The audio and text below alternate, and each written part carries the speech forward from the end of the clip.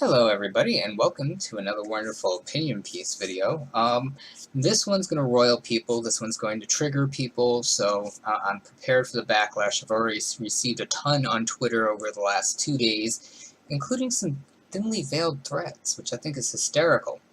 The issue we're going to cover today is stream sniping and devolution of clear rules in video games. It sounds stupid, it sounds petty. Now, for anybody who doesn't understand what stream sniping is, a lot of gamers stream their gameplay on Twitch. A lot of them play first-person shooter games, which include, a mini-map that shows your location. And since most of these games have static maps which do not change, it becomes very easy for people to realize where you are on the map. Now, however, these games are usually hosted on servers. So unless you're really ignorant and actually broadcast whatever server you're playing on, it's still fairly hard for people to find you. Now, I'm not justifying stream sniping. In many cases, yeah, it is cheating. It is, exploiting some form of mechanic, be it in-game or watching somebody play. It's cheating. And I've said this much on Twitter, but, it goes in one ear and out the other when you bring up the other fact that the onus is on the streamer to, if they're this concerned that getting stream sniped is going to disrupt their content and disrupt your enjoyment of the game, the onus is on a streamer to, in most games, you can hide the minimap, reduce the minimap, remove the minimap. Do it. If you're so concerned or inept that you cannot hide the fact that you're loading into a server at the time, when you're on the menu for the server, you can't just not show your gameplay and just pan over to your cam, that's on you. To demand a change in game mechanics or to demand a change in rules to suit a streamer because they're too lazy to put in a stream delay of 3 seconds, which most big-name streamers would do anyway to avoid racist Twitch donations and any other form of issue that may get their channel banned to begin with. If you're too lazy to do that, if you're too lazy to take a smiley emoji and stick it over your mini-map so nobody can follow you around a map, that onus is on you. And again, I'm not defending stream snipers. However, I can count on 5 hands how many times I've watched streamers claim they're being stream sniped because they suck at a game or they're being owned by a fairly better player, and right away the correlation is as well, I'm being stream sniped or I'm being botted or I'm being hacked or, some excuse to justify their failure at a game. And again, this isn't personally directed at anybody. I'm sure this is going to be derived from what's going on with, player Battleground Unknown and the person that got banned for stream sniping because a fairly renowned streamer claimed that they were getting stream sniped. The evidence was on stream, whatever. I've watched a number of fairly popular streamers engage in very simple things that do away with the threat of stream sniping. And if they are being stream sniped, they have enough common sense that once it happens once, to change a server, to alter the way they play, to go to a private server if it requires it. I mean, if your stream is so dependent on uninterrupted, unrandom gameplay, I'll put it that way. If your stream is so dependent on certain content, you'd want to protect that. I mean, it's just common sense. And I mean, I've watched a number of smaller streamers do the exact same thing. They hide their minimap. They don't display their server. They don't give any hints as to what server they're on. And yeah, I know, the argument is as well, they know where these streamers live, what country they live in, what coast they live on. That's fine, but most games have multiple servers across. I don't think I would spend my entire day, and I don't think most stream snipers in general spend their entire day hopping server to server to server looking for a streamer. I don't think they do.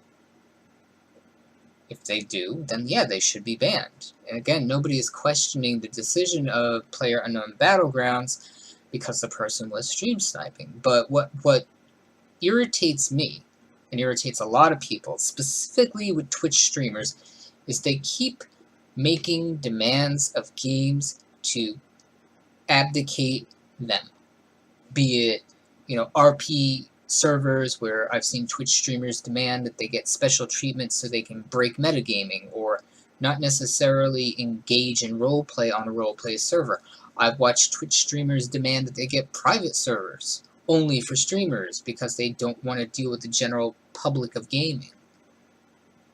Again, if your income and your well-being are so dependent on static gameplay, static interaction, where you don't interact with your community, be honest about it and run your gameplay that way.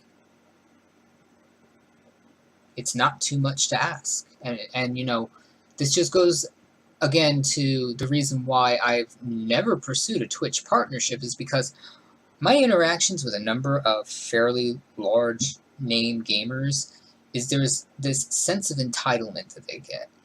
The sense of entitlement that their community is always going to be there, they're always going to support them regardless of what they do, that for some reason a lot of stupid people hold these people, and it's not just Twitch streamers, it's YouTubers, up as role models, and they're not role models, people. They're businessmen. They're businessmen and women earning money on a platform. That's what they view you as. They'll tell you otherwise. But I've lost count of how many streamers I hear bringing up drops in sub counts and drop in viewership or change in viewership, or how they were so threatened by the changes to the partnership plan on Twitch. There's a reason why they're threatened. Because they don't want to lose their niche. Which, I understand. However, that's not the way the world works. You're not going to remain a millionaire by just sitting on your ass and whining. And that's what it's starting to turn into. It's becoming this elitist club of whiners. And it's not an attack on Twitch streamers either. It's not. There are a lot of very entertaining, very professional, very well-rounded, and thoroughly enjoyable people that stream on Twitch, and on YouTube, and on Beam, and on any other platform that I've, watched people on. But it comes down to, if you've been streaming for 5 years, 10 years, if you've been there from the beginning from Justin TV, you understand how streaming communities work. There's always going to be trolls, there's always going to be assholes, there's always going to be stream snipers. Stream sniping and just game snipers have existed since long before probably Twitch existed. There's always somebody that's, trying to game a system. They've always been there. But anybody who's been in the game long enough knows you just have to take a few simple steps, and it makes it demonstrably harder for somebody to stream snipe you. And again, bringing this up doesn't make me a fucking asshole, doesn't make me a scrub, doesn't make me, I'm not sitting here justifying shitty actions by people.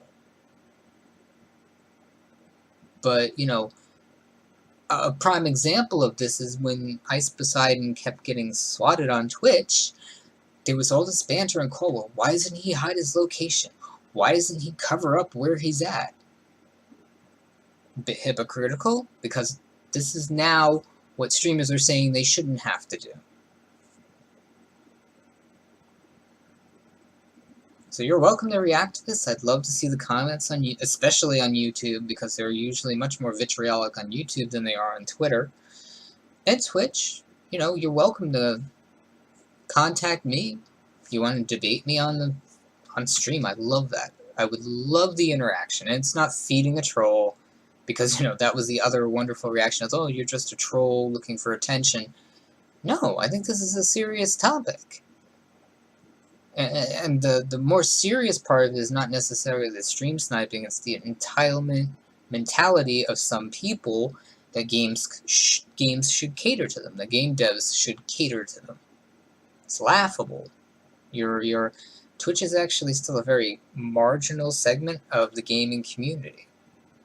very marginal, actually. You know, they boast their viewership numbers and they boast their, you know, subscriber numbers and everything, but in the grand scope of the world, you're still a small microcosm of the gaming community. Just my 2 cents.